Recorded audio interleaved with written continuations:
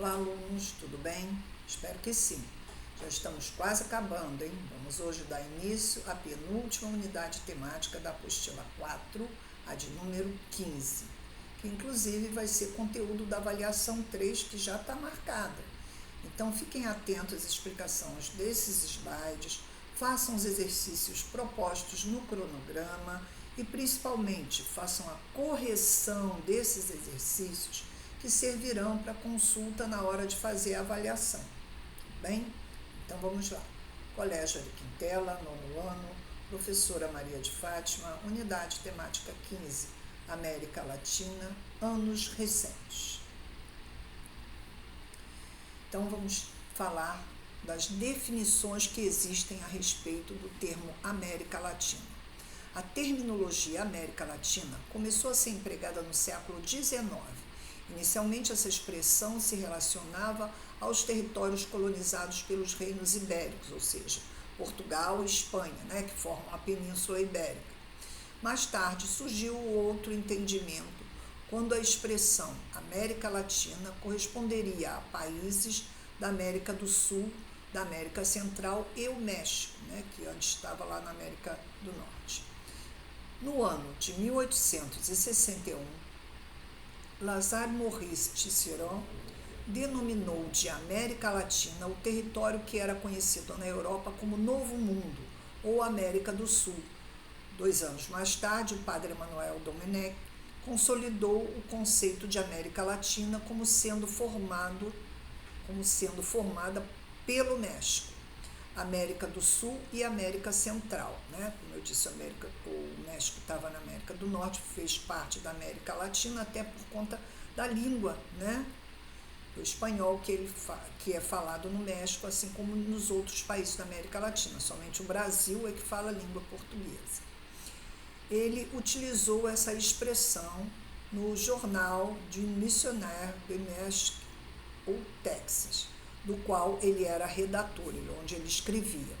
O jornal circulou entre os anos de 1846 a 1852, e o conceito de América Latina foi empregado como um dos marcos para a criação do panlatinismo, que lutava contra as pretensões imperialistas sobre as recém-emancipadas colônias, para que os outros países da Europa não voltassem a dominar, Então, a ideia era unir esses países que formaram, então, a nova América Latina.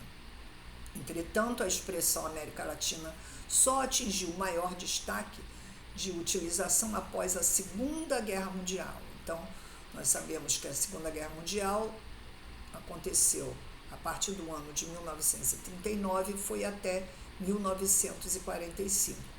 Nós vemos aí ao lado um mapa da atual América Latina, com todos esses países citados aí no texto. Países da América Latina e a sua história. Para compreender a desigualdade social na América Latina, é necessário olhar as suas raízes históricas. O panorama histórico da América Latina, após a chegada de Cristóvão Colombo, que é o descobridor da América, em 1492, a região se tornou um lugar de exploração e busca de riquezas, Era o objetivo das grandes navegações. Então, ele veio para cá para encontrar ouro, prata, para a Espanha. Durante o período colonial, africanos e povos nativos foram escravizados. Então, nós sabemos que os africanos vieram para a América para se tornarem escravos, porque os nossos índios, povos nativos, não aceitavam essa condição de escravos, E no século XIX foi marcado por guerras, violentos movimentos de independência, ações imperialistas da Inglaterra e dos Estados Unidos, Nós damos a Guerra de Secessão, as várias guerras que tornaram esses países estados independentes, No século XX, ele foi marcado pela ascensão de governos populistas e ditatoriais. Na segunda metade desse século, diversos países latino-americanos vivenciaram o estabelecimento de ditaduras militares, que inclusive foi o caso do Brasil. Para tanto, contribuíram fatores internos e externos. Por exemplo, a disputa entre estadunidenses e soviéticos durante a Guerra Fria. Então, após a Segunda Guerra Mundial, essas potências disputavam territórios, inclusive na América Latina. Nesse contexto, a maior parte das ditaduras latino-americanas aliou-se aos Estados Unidos, representantes do sistema econômico capitalista. Era comum governos militares justificarem golpes de Estado que empreenderam com o argumento de que se tratava de uma ação necessária para combater a ameaça socialista, que foi o caso do Brasil. O golpe de 1964, aplicado pelo Exército, veio justificar, o impedimento de uma ameaça socialista, na verdade, uma influência direta dos Estados Unidos. No entanto, como a sociedade é caracterizada pela pluralidade de ideias e posicionamentos, surgiram grupos de oposição aos governos militares. Muitos desses grupos foram perseguidos e eliminados durante tal período. Então, nós temos na nossa história, muita perseguição, muita morte durante todo esse período da ditadura militar. O início do século XXI foi um período de integração dos blocos econômicos. Então, quando acabou a Guerra Fria, houve integração do bloco capitalista sobre o socialista, econômicos internacionais ao mundo globalizado. Crise econômica e aumento da desigualdade social. É importante ressaltar que os países que integram a América Latina têm suas especificidades e características políticas próprias. Então, a política da Argentina é diferente da política brasileira, apesar de serem países democráticos, mas a forma de governo é diferente.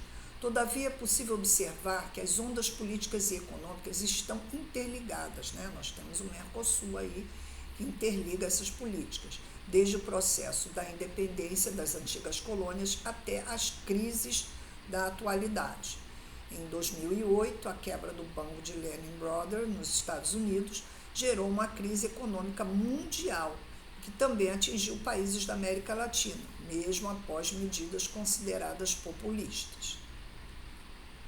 A questão da desigualdade social. As desigualdades sociais na América Latina são históricas.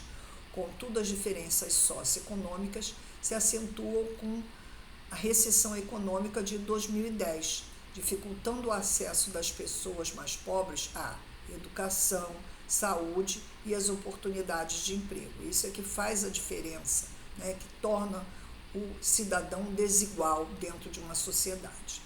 É importante ressaltar que os países que integram a América Latina têm suas especificidades, já foi falado lá em cima, e características políticas próprias, como eu citei.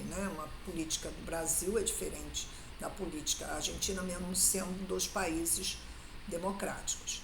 Todavia, é possível observar que as ondas políticas e econômicas estão interligadas, novamente citando o Mercosul, no processo de independência das antigas colônias até as crises da atualidade, a mais famosa delas, citando novamente, reforçando a ideia que em 2008, com a quebra do banco Lehman Brothers nos Estados Unidos, essa crise econômica mundial atingiu os países da América Latina, mesmo após as medidas populistas.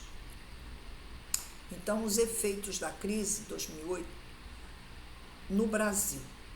Aí a gente vê, a primeira imagem, ela é bem clara, Ela mostra um contraste de prédios modernos e as comunidades de Paraisópolis, essa comunidade que tem nessa primeira imagem aí, vocês ampliem, vocês vão ver bem claramente, na cidade de São Paulo, uma comunidade no bairro do Morumbi, que é um dos bairros mais chiques da cidade de São Paulo, onde nós vemos aí esses prédios com uma construção diferenciada, porém o bairro de Paraisópolis cresceu no entorno deste bairro do Morumbi. E isso vai acontecer, eu coloquei aí mais duas imagens de outros países, para a gente ver que isso não é uma característica específica do Brasil. Também em Buenos Aires, na comunidade de Vila 31, ela foi criada também no entorno da cidade de Buenos Aires, próxima a prédios modernos de um bairro de classe alta. E também em Caracas, na capital da Venezuela, da mesma forma que no Brasil e Buenos Aires, nós vemos prédios aí no fundo da imagem, altos, bem construídos, sendo focalizados de uma laje de uma comunidade na Venezuela.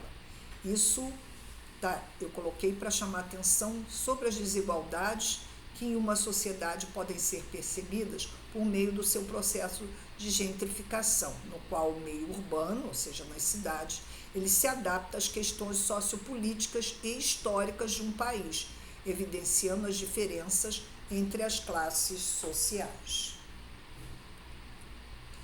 Efeitos da crise de 2008 na América Latina.